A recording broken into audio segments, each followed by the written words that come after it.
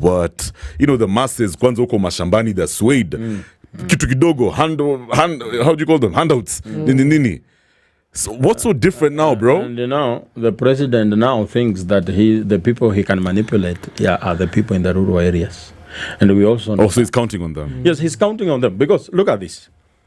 You, as a person who lives in the city, a president launching a transformer is...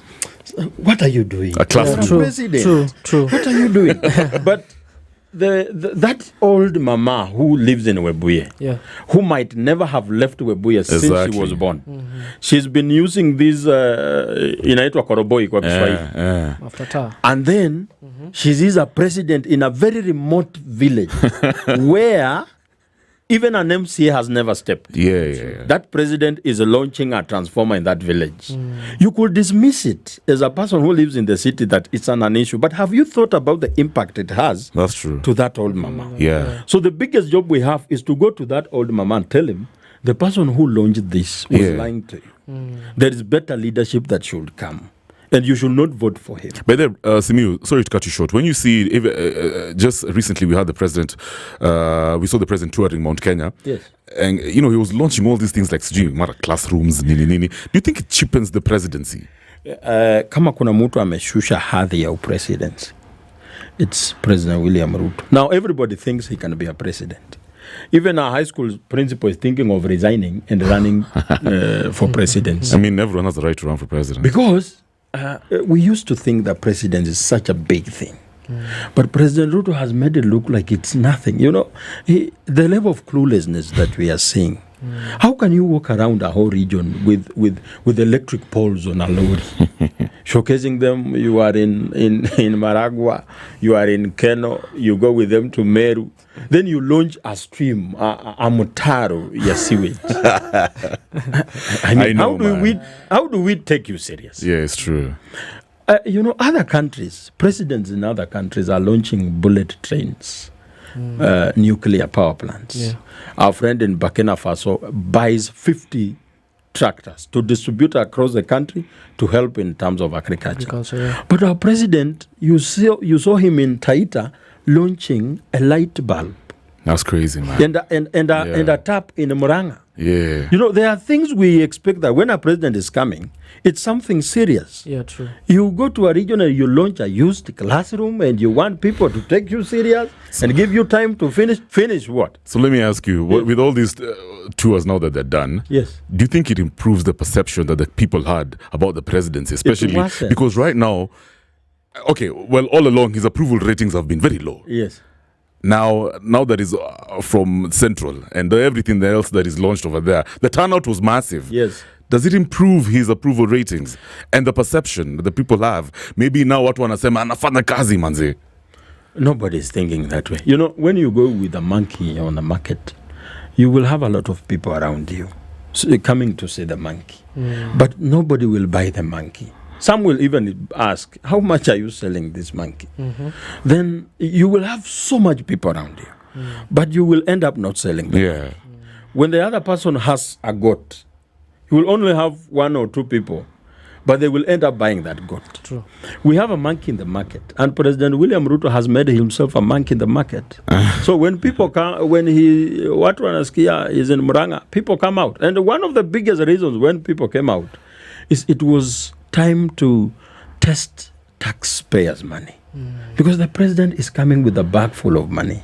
Yeah. And because this is a region that is very hostile to him, for him to buy an audience, he has to pay them good money, 2,000, 3,000. So it's actually true guys are paid, huh? Yeah, people are paid. We have friends there. People are recording themselves on TikTok. It's like paying people to lie to them. Let me ask you, do you think the president needs Mount Kenya to win the elections? Badly. Without Mount Kenya, President Ruto is a nobody. That's a basket full of 5 million votes. A person who won with 7.1 only remains with 2.1. Yeah, true. You cannot substitute Mount Kenya with the Western or Luo Nyanza. I come from Western Kenya, from Bungoma to be exact. Where I come from, people don't really know what power really is. They still have no reason to wake up very early in the morning and vote or treat a voting as a do or die thing. Yeah. They are just, they are still casual about it. And for them also, they have no reason to vote for President William Ruto. He has done nothing out to them. When he went there and gave out bonuses, people are asking questions. Yeah. For anyone to get a bonus, the company should register some profit and say, out of the profit, this is the bonus you're getting. Now we were asking, this is the bonus we are getting. When will it come next? From what cells? Is Mumias Onzuya Sugar fully working? No. There are questions. You know, I told you right now, people are asking themselves questions. You know, even young children know that the problem with this country is President William Ruto. Picture this. You were a bus driver during Uhuru's time. You are still a bus driver today. You are still earning the same money. But there are things you cannot afford, the ones you used to afford during Uhuru's time. Yeah, true, very true. The children realize that a number of slices is reducing on the table. They are wondering, why are we not having a full bread like we used to do? Then their father is like, who William Ruto, who you? So children, out of curiosity, want to know, what has William Ruto done? Very true. That has reduced the number of slices on my plate. Yes. So proceed. Yes, and that when they get into their phone, they are tech-savvy people. They look at things the government is doing, and then they realize, oh, this is where the problem is. Yeah. Speaking of children, we saw whatever happened yesterday. Yes. In Rongai, Nakuru County. What are your thoughts, man? Because guys are saying those kids had a right of expression, but the other people who are saying it feels as if Malala was just inciting these kids. You know, they're innocent. You know, their brains are pure. They're not really political when they go about their studies. So why would you go and, you know, and instill certain ideas, extremist ideas in the brains of these kids? You know, at the same time, guys are saying, Apana, you witch hunting, you guy. They're coming from Malala, and yet he's even a drama school teacher. Let him do what he has to do. What's your thought, man? It's not the first script Malala is writing. Of course, yeah. And there is nothing extremist about what happened in Nakuru today. We read said books when we were in school, and they talked about themes that are even present today. There is an excerpt from Kifo Kisimani, where the leader of that country, Butangi, it was called Motemi Bokono. Yeah. And in that play, there were students who had staged a play with some very corrosive statements about the government. Mutemi Bokono says, let us not allow children to play, to stage the play. Or if they have to, they will have to play it 6 a.m. with no audience, so that we do that play does not gain prominence. It's exactly what is happening today. It showcases the pettiness, the intolerance that our government is having. Like, my friend, why don't you just let children be children? The government is the biggest creator of the content that children are making. They are making the content out of what they are seeing, not out of what they are being told. Yeah. And they can see that there are things that are not going the right way. Yeah. The play, Echoes of War, depicts the real state of affairs in our country. And the government miscalculated. They put the children aside and decided to stage the play the best way they can. They showcased everything the play talks about. They have been exposed.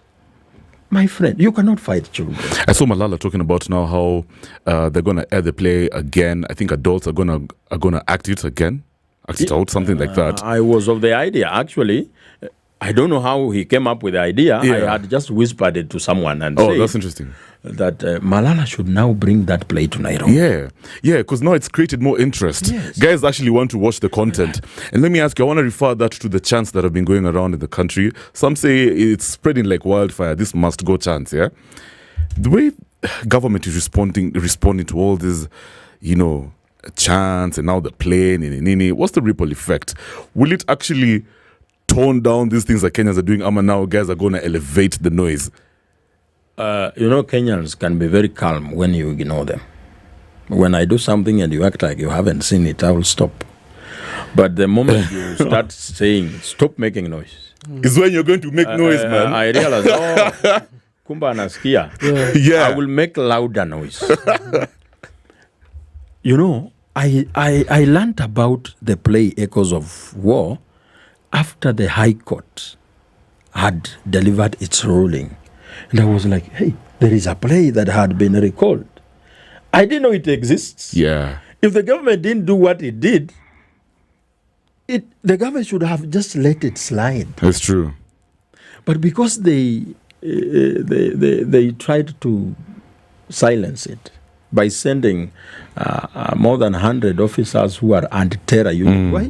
Why do you say that terror unit to underage? Manze, it's just, oh my God. The way the government is responding to issues, it's like it's fanning them. Exactly, that's what I think too. When we say Ruto must go, and then out of nowhere you see a general from military saying, no, stop doing that. Yeah. Then we realize, this Ruto must go is not just something small. Even the general has responded. So it's the right thing to do. Yeah. So we keep saying it. Because we are saying Ruto must go is a campaign to birth a new country. Because it's clearly evident that the president we have has proven beyond reasonable doubt that he has no intention to work for the people. Now, Simiyu, by the way, guys, if you're just joining us right now, we're hanging out with Joakim Simiyu, and we're talking all things the state of the nation, echoes of war, protest, and power among the Gen Z. So now, our president has decided to work with Raila. Some say, you guys are just working with Round or Akusaidena stories of 2027, maze, yo, Ruto, maze, all the other things, especially on social media. Do you think Raila is the determinant factor to who's actually going to carry the day in 2027? Raila has lost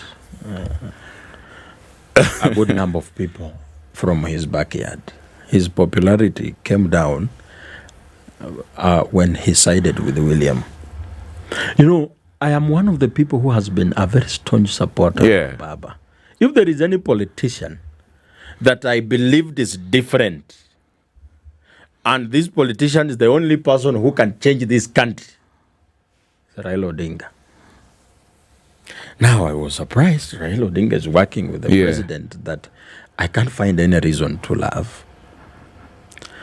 Rao Odinga's determining fact, and we cannot also downplay Raila. Raila man. Has people who have delegated their reasoning to him. Whatever he says is yes and amen to them. Yeah.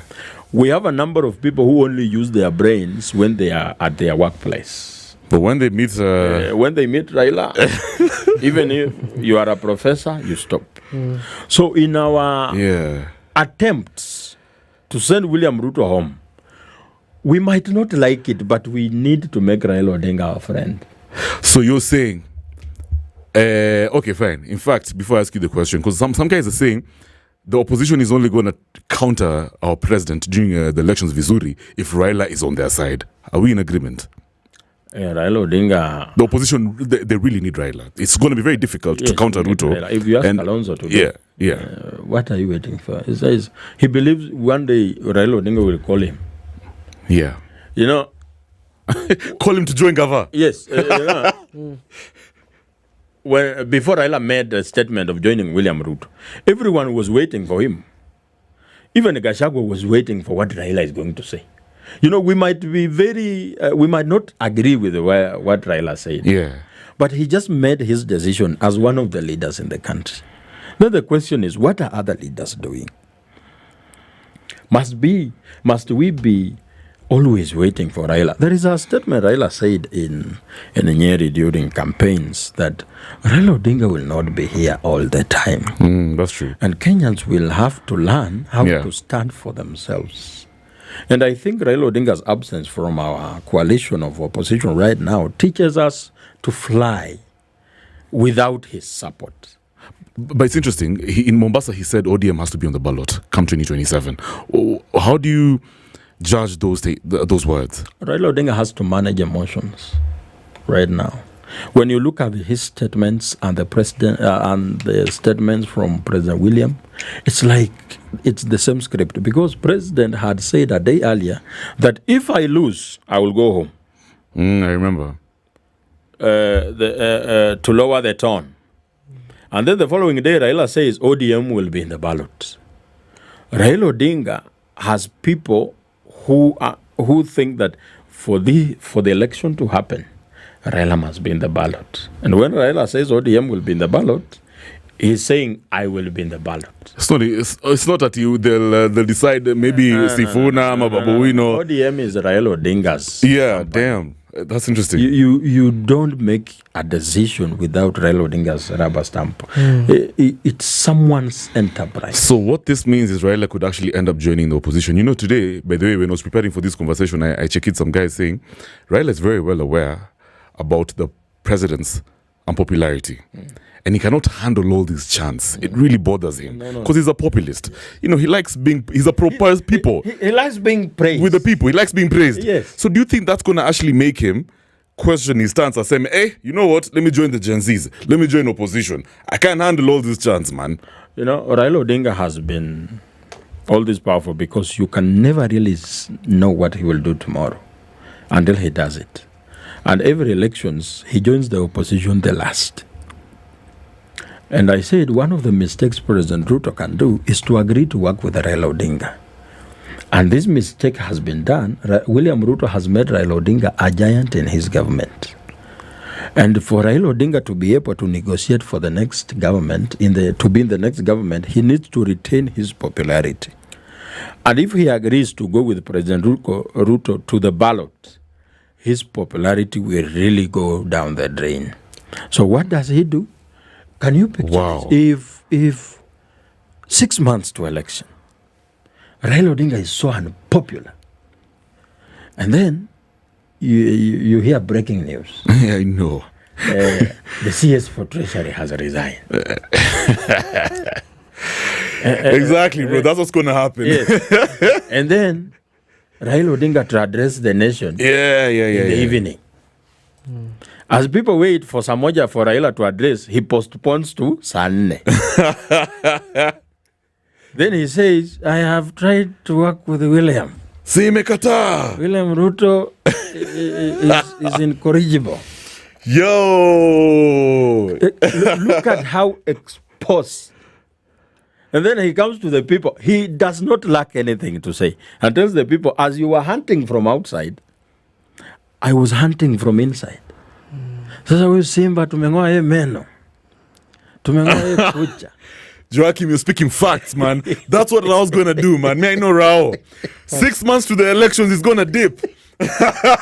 So that he can begin again. Yes. For a bigger, whatever, stake in government. When he does that and comes to the opposition, he will take a very big seat. That's so in true. The opposition. Yeah. I'm the one who has strangled this animal to death.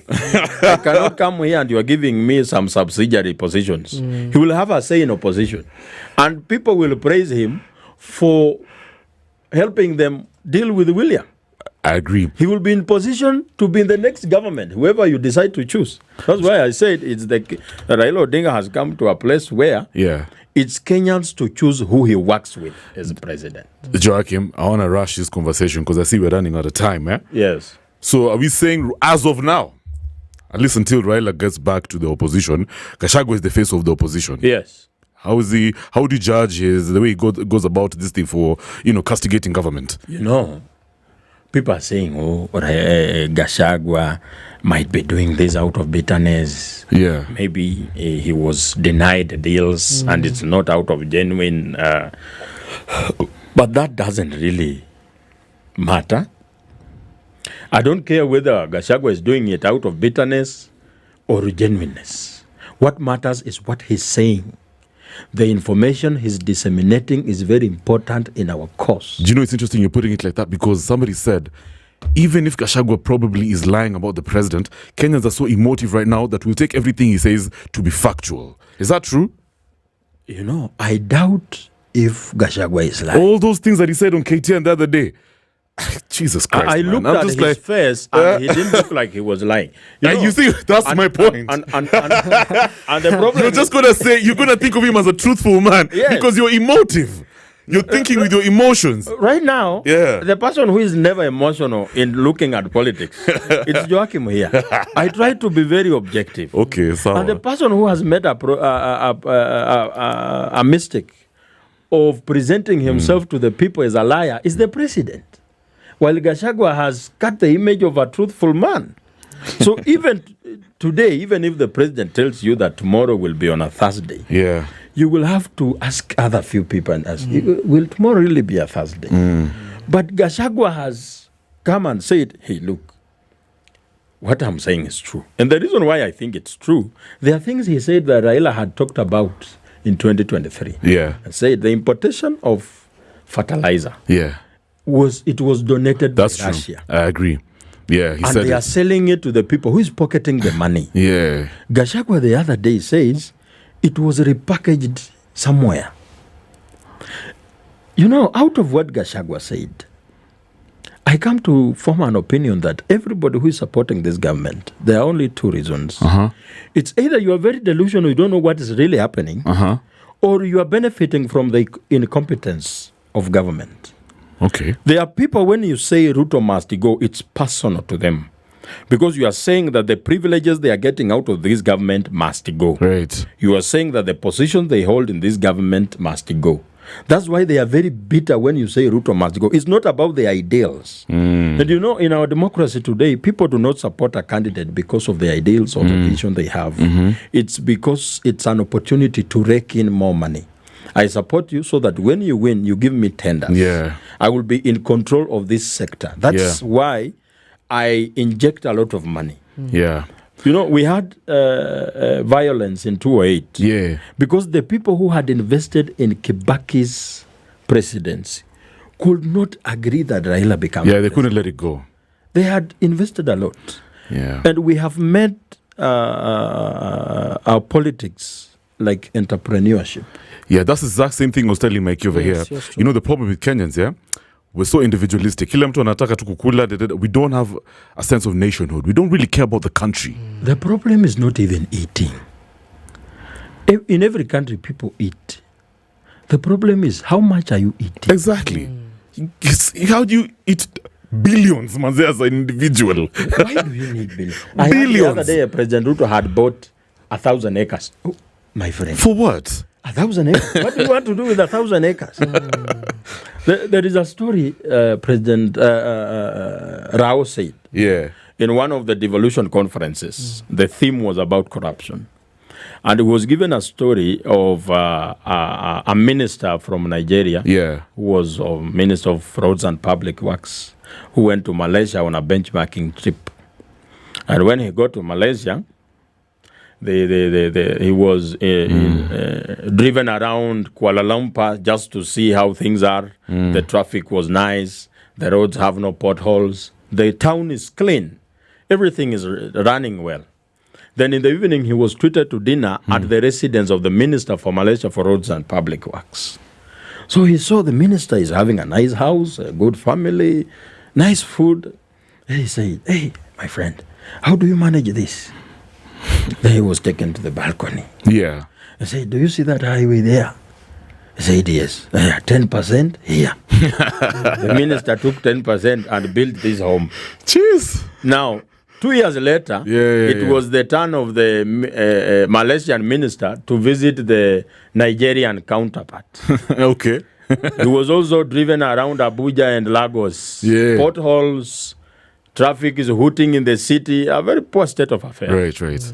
Then in the evening, he was also treated to dinner at the residence of the Nigerian minister. And he's like, how did you get these things? He saw 2 helipads, swimming pools that are not even used, a palatial home. And he was like, hey, how do you manage this? Hey. He was also taken to the balcony. I said, do you see that highway there? 10%. The Malaysian minister could not see any highway. He was still... What? Actually, there's no highway. He was not. Yeah. 100% here. Oh, my Hey. God. That's Africa for you. Wow. The problem is not eating. But what are you eating? You know, you are given 90 billion to build a dam. Let's say 5 dams. Yeah. Why don't you build 3 dams? I know, man. Good dams. Yeah. 2. Exactly. Kenyans will not even realize this minister 8 dams. Wow, that's Yo, Joakim, we're running out of time, bro. I could listen to you for a full hour. Manze. Yo, fam, let me ask you now. You know, most people who listen to our show are very young guys. Yes. Millennials and Gen Zs, Yes. right? What is your word to the young Kenyans who are currently very hopeless? They have a sense of apathy. You know, they're frustrated about the way the country is being run and the direction this country is headed towards. Yes. What is your word to those guys? You know, if there is apathy in the country, the people in power must power without much opposition. And them being hopeless and deciding not to vote is what people in power wants. Oh, interesting. They should, however much hopeless they are or frustrated, the only way to change things, a political problem can only be solved politically. We will need to go and vote for the person, because politics is about interest. And don't think about your neighbor's interest. Think about yourself. Can you be selfish for a minute? I like that, yeah. And say, what am I going to get out of this? Yeah. This person that I'm going to vote for, what is in it for me? Yeah. Are you going to get good education, healthcare working? If you think that person will deliver that, vote for that person. That's true. But we must never have apathy. The turnout in 2027 should be groundbreaking. Yeah, it must be so massive. It has to be historical. Yeah, Historical. man. Yeah, I agree. The winning margin should be so big that nobody thinks of rigging. Correct. If we beat you with 5 million, where will you get the 5 million? Even if you wake up all the dead voters to vote. We know that we are more than the ones who died. That's true. We are saying we should have a fresh register of the IEBC, even if they decide not to bring the fresh register. Yeah. But we have decided to wake up. That's why I talked of a program where we will be going door to door. Yeah. You have a son that is of age, they need an ID. They need to be voting. We used to think that politics doesn't really affect our lives. And you think that it doesn't affect your job. You'll be surprised. It affects that job. You know, you could be making content about it and laughing about it until someone you voted for, or you didn't vote for and someone fool voted for him, comes and tells you, we have internet access levy, where out of 500 shillings bundles umenunua, 200 ne internet access levy. I mean, Then you will be like, hey, that's crazy. I wish I voted. Joakim, we're going to wrap up over there. Yes. Share with Kenyans your contact information, your social media, anything. In case of any partnerships, somebody wants to share your story, maybe somebody wants to host you, further this conversation, because we're living in some really critical times, man. So how can they reach out? My name is Joakim Simiyu. I have 2 active social media accounts, Facebook and TikTok. On Facebook, I use Joakim Wabuche. And then TikTok, it's just Joakim756. Yeah. My number, do I have to share my You don't have to. Yes. Yeah. Good stuff. Thanks a lot, bro. Asante sana for your time. It's been real. I'll definitely invite you again. Thank you, Thank you so much.